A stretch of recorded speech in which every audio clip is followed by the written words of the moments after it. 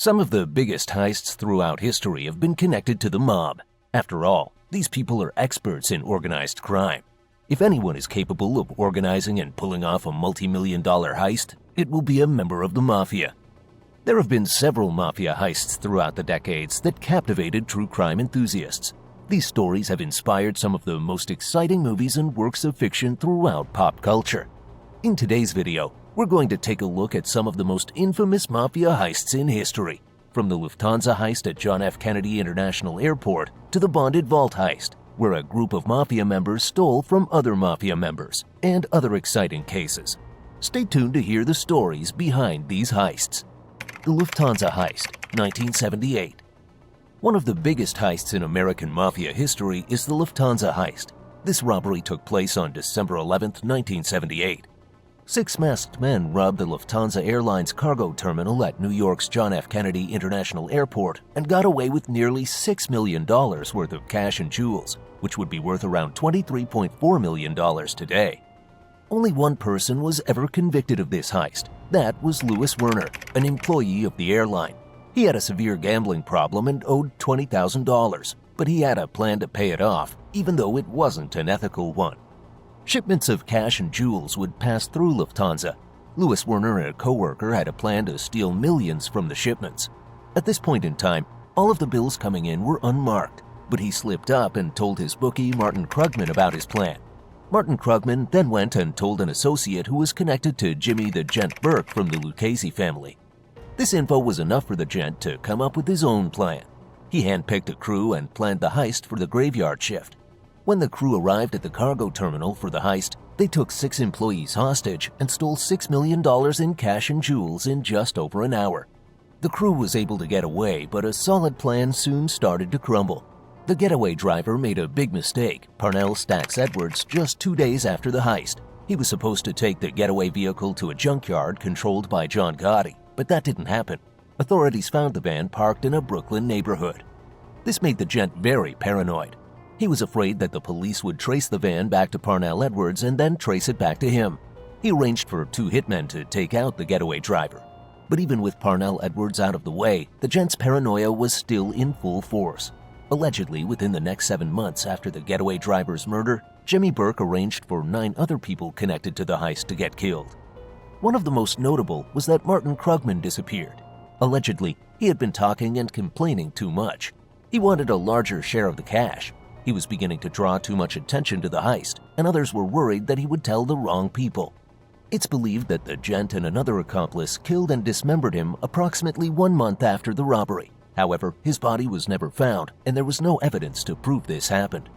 As more people got killed, an associate of Jimmy Burke, Henry Hill, began to fear that he could be next.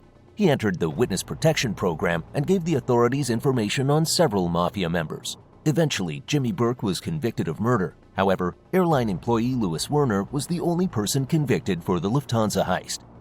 The Baker Street burglary, 1971. Most of the crime stories we talk about happened with American crime families. However, in the 1970s, the criminal underworld in Great Britain was at a high. One of the most infamous organized crime events was the Baker Street burglary, which took place on September 11, 1971. Anthony Gavin was a criminal who had background training in the military. He conducted a plan to dig a tunnel beneath Lloyd's Bank on Baker Street in London. He also put together a team of skilled accomplices, including a few members who were unknown by the police. One of the recruits was Reginald Tucker.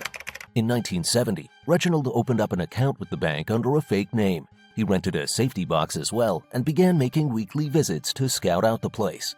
A property nearby the bank went up for sale. One of Reginald's associates, Benjamin Wolfe, acquired a lease on the building.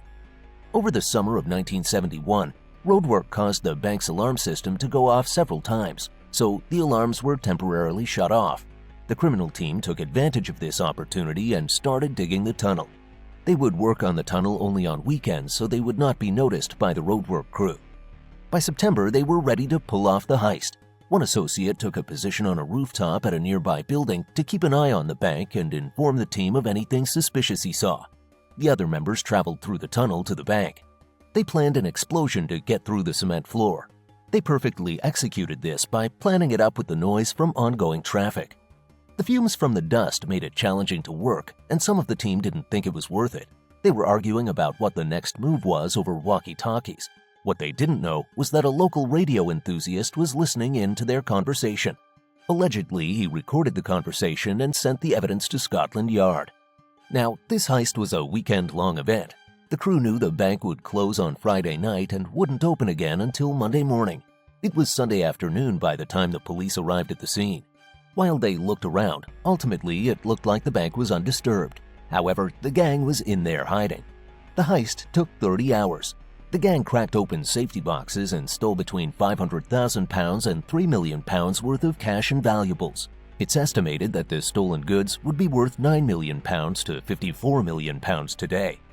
The robbery was discovered Monday morning by bank employees. Over 120 detectives worked on the case to track down the criminals responsible. 1 month after the heist, Anthony Gavin and 3 other members of the crew were arrested. The other members seemingly disappeared. The Art of the Steal, 1990. The biggest art heist in history was the Isabella Stewart Gardner Museum heist in 1990. Although it has been over 3 decades since this heist was pulled off, nobody has been convicted of the crime, and the whereabouts of the stolen artwork are still unknown. Here is what we do know. On March 18, 1990 at 1:24 a.m., 2 men dressed as police officers entered the Isabella Stewart Gardner Museum. They told security guards that they were responding to a disturbance report. Then, they overpowered the security guards and took them to the basement. One security guard was duct-taped to a pipe, and the other was duct-taped to a workbench.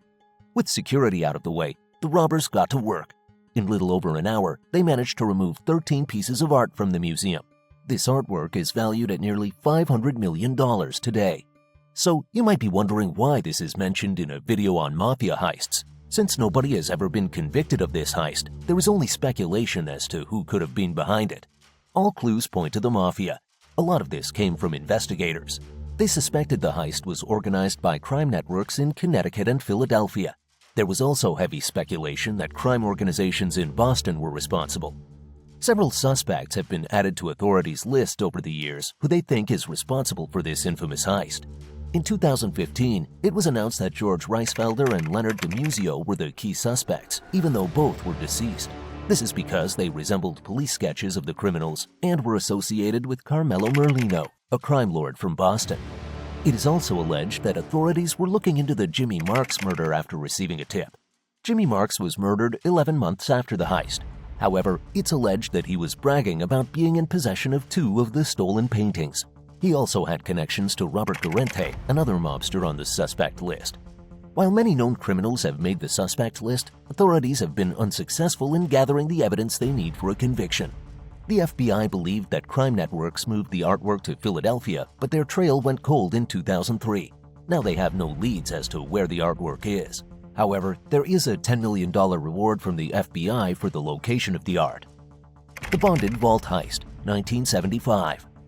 Last but not least is one of the most intriguing heists on our list, the Bonded Vault Heist. It's been several decades since this infamous robbery, and Mafia enthusiasts are still fascinated by the case. After all, when mobsters rob other mobsters, things can get pretty chaotic. The Bonded Vault Company was a safe deposit business with a vault located inside the Hudson Fur Storage Building in Providence, Rhode Island. Mobsters from the Patriarcha crime family and other wealthy people had safe deposit boxes in this vault with cash and valuables. On August 14, 1975, 8 men who were connected to the Patriarcha family traveled to the Hudson Fur Storage. The first man, Robert Dussault, entered the business through the front to appear as a regular client. He pointed a revolver at the co-owner and warned everyone else in the building not to make any moves. He then allegedly had the owner escort the other employees into an office and put pillowcases on their heads. From here, 6 of the other men entered the building while the last man waited in the getaway van. The men then cleared out 150 safe deposit boxes. It's estimated that they stole nearly $38 million worth of valuables during this heist. It's believed that each member of the heist took $64,000 in cash and stored away the most valuable items, which still haven't been recovered. It's believed that the group had plans to split the profits of the valuable items. If everyone had kept a low profile, there's a chance that this group may have gotten away with their crime. But not everyone in this gang could keep their cool. Robert Dussault ended up taking his share of the money to Las Vegas, where he went on a gambling spree and formed a relationship with a prostitute.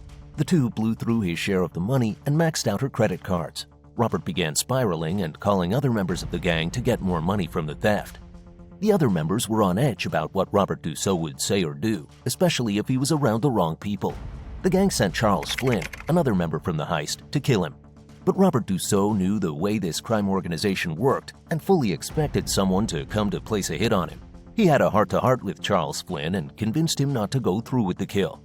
Later in 1976, Robert Dussault was arrested after a fight with his girlfriend. Authorities recognized him by his tattoos and fingerprints, so they began to interrogate him about the heist.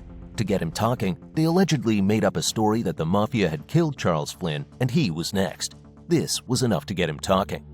Between this confession and the descriptions from one of the Hudson First Storage's employees, authorities were able to zone in on 6 other members of the heist. However, with the evidence available, 3 of the men were convicted, while the other 3 were acquitted. In the world of organized crime, some of the most extreme heists have been pulled off. During these heists, millions of dollars worth of cash and property have been stolen. Each heist we mentioned today was pulled off by expert career criminals. They took months of planning, became familiar with their target, and assembled a team of professional criminals. From the Lufthansa Heist of 1978 to the Isabella Stewart Gardner Museum art heist, these were some of the biggest Mafia heists ever pulled off. Thank you for watching until the end.